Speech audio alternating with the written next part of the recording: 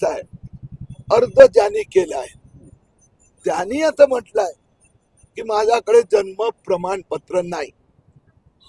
त्याला जे सांगण्यात आले 17 प्रकारचे पुरावे, त्यापैकी एकही पुरावा तो म्हणाला माझ्याकडे नाही आहे. मग जर तुझ्याकडे नाही, तुझ्या आईकडे नाही, वडिलांकडे नाही, बहिणीकडे नाही, भावाकडे नाही, कोणी 40 वर्षाचा, कोणी, कारण की हे आलेले अर्ज 97% मुस्लिम बांगलादेशी उच्चारातले, आणि त्या 97% पैकी 1% अर्ज त्याला आपण मायनर म्हणतो, अल्पसंख्याक नाही, अल्पसंख्याक अल्पवयीन. बाकी 99% कुणाचं वय 30, कुणाचं 32, कुणाचं 62. अरे 62 वर्षापर्यंत तुमच्याकडे काहीच नाही कागदपत्र. मग आमचं म्हणणं एवढंच आहे, म्हणजे तू भारतातला एकही प्रमाणपत्र नाही आहे, मग तू आहे कुठला? बांगलादेशचा आहे, पाकिस्तानचा आहे, तालिबानी आहे, अफगाणी आहे की घुसखोर आहे, याचा तपास पोलिसांनी करायचा. तुम्ही काही ठिकाणी जे तक्रारी दाखल केल्या त्यानंतर पोलिसांनी तपास सुरू केला आणि तुम्ही जसं म्हणतात की काही ठिकाणी असं समोर आलंय की बोगस आधार कार्ड बनवले आणि बोगस कागदपत्र. पण जेव्हा आधार कार्डला पोलीस विनंती करतात की त्यांनी कोणते कागदपत्र केले, तर आधार कार्ड पोलिसांना माहिती देत नाही सुरक्षेचं कारण. आता 2 गोष्टी झाल्या. या अनुभवाच्या आधारावर मी केंद्रात पण जाऊन आलो, परत मंगळवारी मी जात आहे. आता एक स्पष्ट केले केंद्र सरकारने की आधार कार्ड हे कुठल्याही प्रकारचा पुरावा धरला जाणार नाही.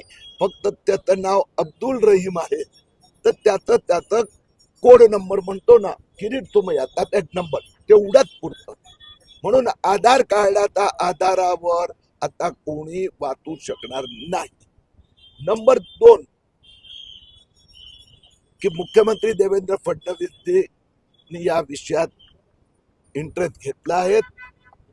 केंद्रात पण एक कायद्यात बदल करण्याचा प्रयत्न चालू आहे की त्याच्यामुळे आधार कार्डची माहिती लवकरात लवकर यांना प्राप्त व्हावी. पण ह्या प्रकरणात तर जिल्हाधिकारी दोषी आहेत, कारण की आधार कार्ड खरं आहे खोटं आहे काय आहे हे यंत्र त्यांच्याकडे आहे, तहसीलदारकडे आहे, ते पोलिसांना कॉपरेट करत नाही. Okay, thank you. संभाजीनगर शहरात 2555 लोकांना उशिराचे जन्म प्रमाणपत्र देण्यात आले. त्यापैकी 1000 लोक बोगस आहे, त्याची माहिती व पुरावे मी दिले आहेत.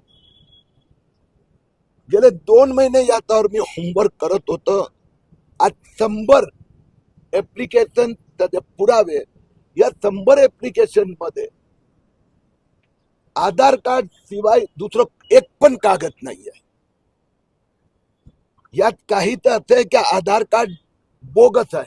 आधार कार्डली एक जन्मतारीख, यांनी जन्म प्रमाणपत्र दुसऱ्याच तारखेचं दिलं, आणि या 100 ते 100 अर्जात संभाजीनगर महापालिकेच्या अधिकाऱ्यांनी सुनावणी दरम्यान ऑब्जेक्शन घेतलं होतं, परंतु एसडीएम आणि जिल्हाधिकाऱ्यांनी त्यांना फाट्यावर बसवलं.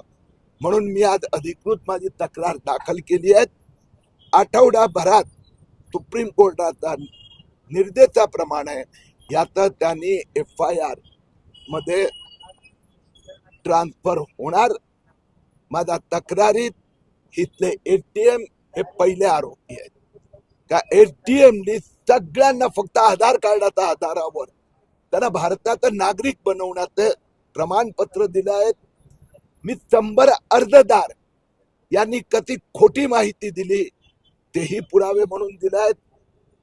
आणि 2 महिने सतत जिल्हाधिकाऱ्यांना तक्रार केल्यानंतरही त्यांनी संभाजीनगर आणि सिल्लोड मधला तपास होऊ दिला नाही. म्हणून जिल्हाधिकाऱ्यांना ताबडतोब रजेवर पाठवा अशी विनंती आज सकाळी मी मुख्यमंत्री देवेंद्र फडणवीस यांना केली आहे. हे सगळे बांगलादेशीच आहेत.